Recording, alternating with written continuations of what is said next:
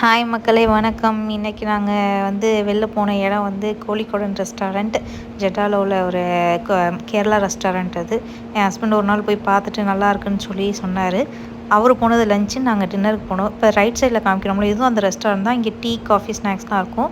இப்போ என் ஹஸ்பண்ட் உள்ளார போகிறாரு. அது ஃபேமிலிக்குன்னு செப்பரேட்டாக வச்சுருந்தாங்க. வெளில மெனுலாம் கூட கேரளா லாங்குவேஜில் தான் எழுதியிருந்தாங்க, மலையாள லாங்குவேஜில் தான் எழுதியிருந்தாங்க. ஃபேமிலி செக்ஷன் இந்த மாதிரி நீட்டாக காமாக இருந்துச்சு. ஆக்சுவலாக நாங்கள் ரொம்ப இயர்லியராக போயிட்டோம். ஈவினிங் 6:30க்கே போயிட்டோம். ஏன்னா நம்ம டைமிங்க்கு நாங்கள் எப்போதுமே 7 மணிக்குள்ளே சாப்பிட்ருவோம். அதில் போயிட்டோம். இதுதான் மெனு கார்டு. நாங்கள் என்ன வாங்கியிருந்தோம்னா நூல் பரோட்டா ஒன்று வாங்கியிருந்தோம், நார்மல் பரோட்டா, அப்புறம் காயின் பரோட்டான்னு சொல்லிட்டு. காயின் பரோட்டானா காயின் சைஸில் இருக்குன்னு பார்த்தோம். அது வீட் பரோட்டாவே கொஞ்சம் பரோட்டா சைஸில் இருந்துச்சு. அது போக இந்த க்ரீன் கலரில் நார்மல் குருமான்னு கொடுத்தாங்க.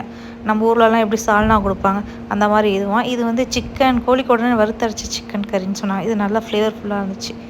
அப்புறம் ஃபிஷ் புளிச்சது வாங்கியிருந்தோம். ஆனால் நம்ம சென்னையில் சாப்பிட்ட மாதிரி இல்லை. இது கொஞ்சம் எப்படின்னா ஃப்ரை பண்ண ஃபிஷ்ஷில் மீன் குழம்பு ஊற்றின மாதிரி இருந்துச்சு.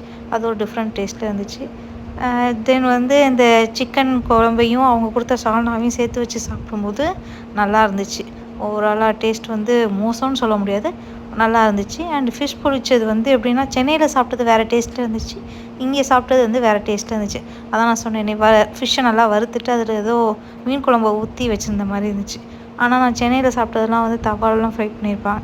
இது கொஞ்சம் டிஃப்ரெண்ட்டாக இருந்துச்சு, பட் நல்லா தான் இருந்துச்சு. இது ரொம்ப ஸ்பைசின்லாம் சொல்ல முடியாது, கரெக்டாக நல்லா இருந்துச்சு. அதுக்கப்புறம் இது நைஸ் பத்திரி அப்படின்னு சொல்லிட்டு ஒன்று ஆர்டர் பண்ணியிருந்தோம். இதுதான் அரிசி மாவில் செஞ்சுருக்காங்கன்னு மட்டும் தெரியுது. சும்மா நைஸாக இருந்துச்சு. ஒரு சின்ன பேப்பர் மாதிரி இருந்துச்சு, ஆவியில் வேக வச்சுருப்பாங்கன்னு நினைக்கிறோம்.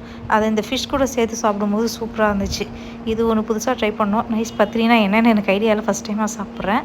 அடுத்து நெய்ப்பதல்னு சொல்லிட்டு ஒன்று ஆர்டர் பண்ணியிருந்தோம். இது எப்படின்னா பூரி மாதிரி இருந்துச்சு பார்க்க, ஆனால் இது அரிசி மாவில் தான் செஞ்சுருக்காங்க. எனக்கு தெரிஞ்ச இந்த அரிசி மாவில் ஏதோ நிறைய ஐட்டம்லாம் போட்டு தட்டி பொரிச்சிருப்பாங்கன்னு நினைக்கிறேன்.